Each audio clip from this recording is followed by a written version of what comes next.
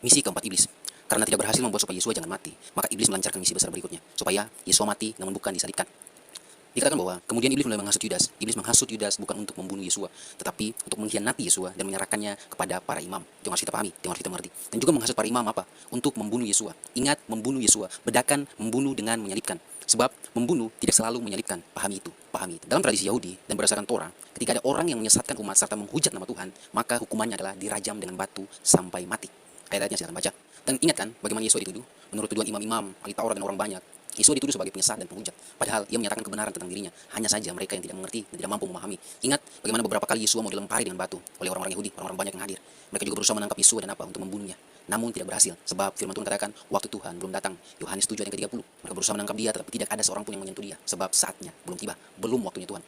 Lihat bagaimana yang tadinya iblis mau supaya Tuhan Yesus mati dirajam. Tapi apa? Yohanes 18 ayat yang ke-31. Kata Pilatus kepada mereka, ambillah dia dan hakimilah dia menurut hukum Tauratmu, menurut Toramu. Kata orang-orang Yahudi itu, kami tidak diperbolehkan membunuh seseorang. Apakah itu kebetulan? Apakah itu benar? Bapak Ibu, sama sekali tidak. Para imam melakukan itu karena mau mendapat simpati dari kaisar dan pemimpin-pemimpin Romawi, serta supaya apa yang Bapa rencanakan tergenapi, bahwa Yesus harus mati disalibkan sebagai korban yang sempurna. Bisa dibaca ayatnya. Pahami bahwa sampai di sini iblis terlihat bodoh. Mengapa? Iblis itu licik, penuh tipu muslihat, namun ia tidak maha tahu seperti Tuhan. Ia tidak bisa memahami rencana Tuhan, bahkan iblis tidak mengetahui strategi Tuhan. Lihat, apakah kebetulan Israel dijajah oleh bangsa Romawi? Sama sekali tidak. Itu semua sudah ada dalam rencana Tuhan. Coba baca dalam kitab Daniel. Dan dalam bangsa Romawi ada berbagai jenis hukuman untuk berbagai jenis kasus. Jadi beda kasus, beda juga hukumannya. Untuk kasus Yesua ini, selain dituduh sebagai penyesat dan penghujat, Yesua juga diberatkan di hadapan pemimpin Romawi bahwa Yesua mengaku dirinya raja orang Yahudi. Jadi tuduhannya sudah beralih dari yang agama menjadi politik. Jadi coba bayangkan, sementara dijajah lalu ada yang berani mengatakan demikian. Otomatis apa? Menentang kekaisaran tersebut, menentang kerajaan tersebut. Ini Romawi. Dan hukuman yang tepat adalah disalibkan. Untuk tuduhan yang lain, jelas firman Tuhan mengatakan bahwa tidak ditemukan masalah apapun. Mereka tidak temukan. Namun mengenai tuduhan ini sebagai raja orang Yahudi itu, ini yang menjadi persoalan. Dan atas teriakan banyak orang, akhirnya Pilatus memutuskan untuk menyalibkan Yesua. Sebenarnya Pilatus berusaha untuk membebaskan Yesua, namun gagal karena hukum Romawi. Ingat, kisah ini sama dengan kisah Daniel. Yaps. Dan setelah digantung di atas kayu salib, lihat tulisannya apa? Dalam Yohanes 19 ayat ke-19, dan yang tertulis adalah Yesua orang Nazaret, raja orang Yahudi.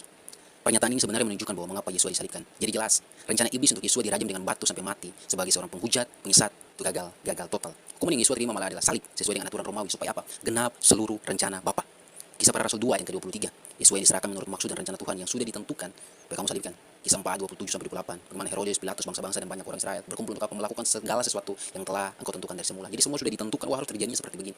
Iblis tahu bahwa orang Yahudi itu membenci Yesua dan menuduhnya sebagai penyesat dan penghujat. Strategi iblis apa? Buat imam-imam menjatuhkan hukuman mati sesuai hukum mereka. Rajam, dilempari batu sampai mati.